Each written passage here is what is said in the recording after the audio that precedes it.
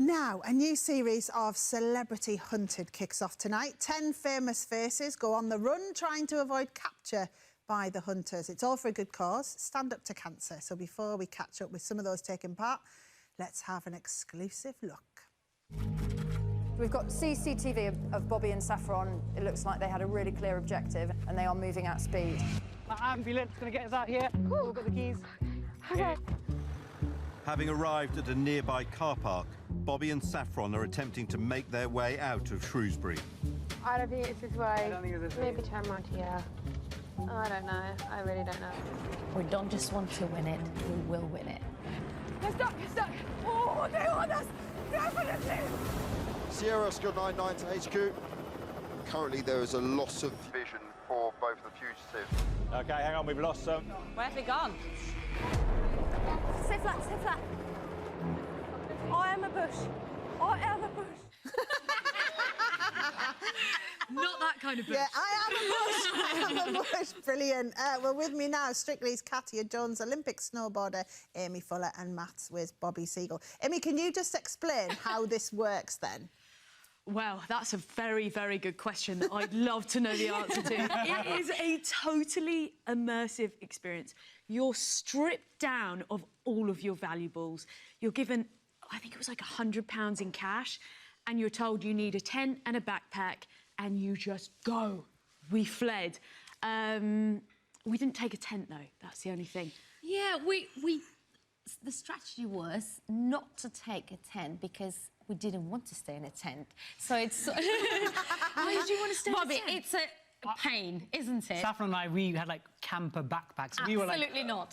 That was not the vibe at all. It started... You had quite a large backpack to begin with, right? Giant, bigger than myself. What did you have in it? Well, we've actually bought... A little example. A little example. And then she turns up with all these trainers that she had 3 pairs hanging off her back. And I was like, what are you doing? Get rid of them now. Then we had, I don't know, what else did we have? Well, the diary. Oh, the that diary. was key. Yeah. We had lots of knickers. And we never compromised on looking good as well. Yeah, wait, where's the red lippy? Did you get... What? So, I mean, did you have anything essential in there? That was the essential item. How about the toilet paper, mate? That was an issue. We did not have it at the start, hence we gained a name, Pissy Knickers. Team Pissy Knickers. We did, however, manage to change that, but essentially, first day, we had no toilet paper. I can honestly say, if anyone does this show, you need to take toilet paper. Because you don't want to go out of your way and into CCTV to go to the toilet, so... And then there was a strategy, because she's an excessive user of toilet paper. I'm one of those. Yeah, no, none of that. 3. This is insights I wasn't expecting when we... She'd come to me and go, please, can I have 2 squares? No, 3 squares. I go, no, you only get 2 squares. But she's got some sort of techers where she folds the toilet paper. And I was like, mate, no, give me more. I should just apologise for anyone offended by the name you just heard there as well. So, Bobby, bring us back to some sensibility here. Tell me you had what was in your backpack? What was your strategy?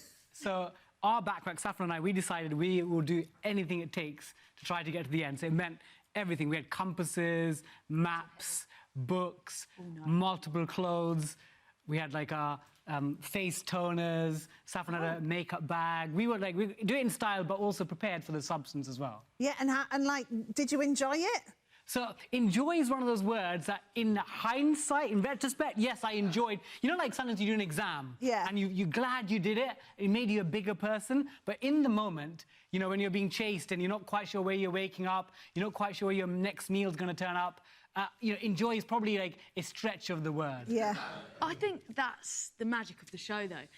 Going into it, the best plan was to have no plan, and I think from the outside, there's this perceived perception of just going wild and chaotic and having lots of fun. And trust me, we did have a lot of fun and we demonstrated a lot of skill that we've got. But I think what we found is the main sort of advantage that we had is actually the mental agility, you know, the strategies that we used, communication with people. It wasn't the physical sort of benefits that naturally come to mind when people think of us, you know, oh, they'll be fit. Yeah. It was more the mental and the brain strength. Your brain at the end of each day, you're like, wow. So we'd go into it each day, go, we've got no plan, but that was our strength, being able to react off the back of any given situation.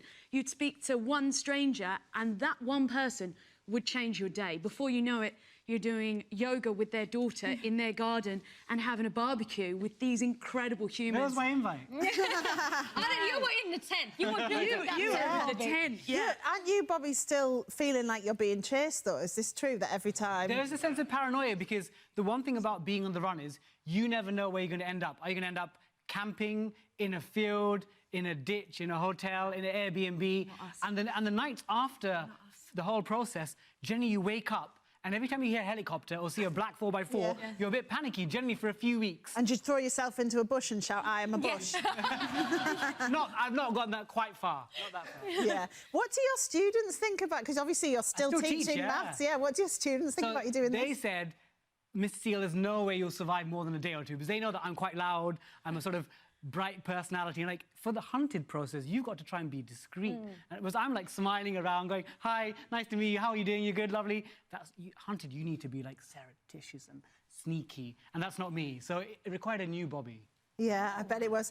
Just on the teaching stuff, what do you think about everything going on at the minute around teachers' strikes and things? Are you supporting? Yeah, 100% behind my fellow teachers, because our Prime Minister recently said that education is the silver bullet to solving our nation's ills. And if that's the case, the people that are educating our young people, our teachers, need to be looked after properly. So it's always a case of, we're not asking teachers to have like Lamborghinis and Maseratis, but making sure that they can pay their living costs and actually have a decent life. Yeah, yeah. And Katya, can I ask you about Strictly? How are you feeling about this year Strictly? You're excited about it? Of course. It's going to be my 8th year. Is it really 8? Yes, and, you know, I'm so grateful that it's given me... The ballroom dancing has given me such an amazing platform. And even things like Hunted, I feel like going into that, it was important for us to represent the girls. There's never been a double... A girl duo. Female duo. And just to show the different side of us, that apart from just what people see us doing, dancing or snowboarding, we're a lot more multifaceted than that. And Strictly allows me, you know, to demonstrate those sides and give aspirations, being an inspiration for other girls. Well, I cannot wait to watch it. So thank you so much for coming in for a chat about it. And if you want to see how...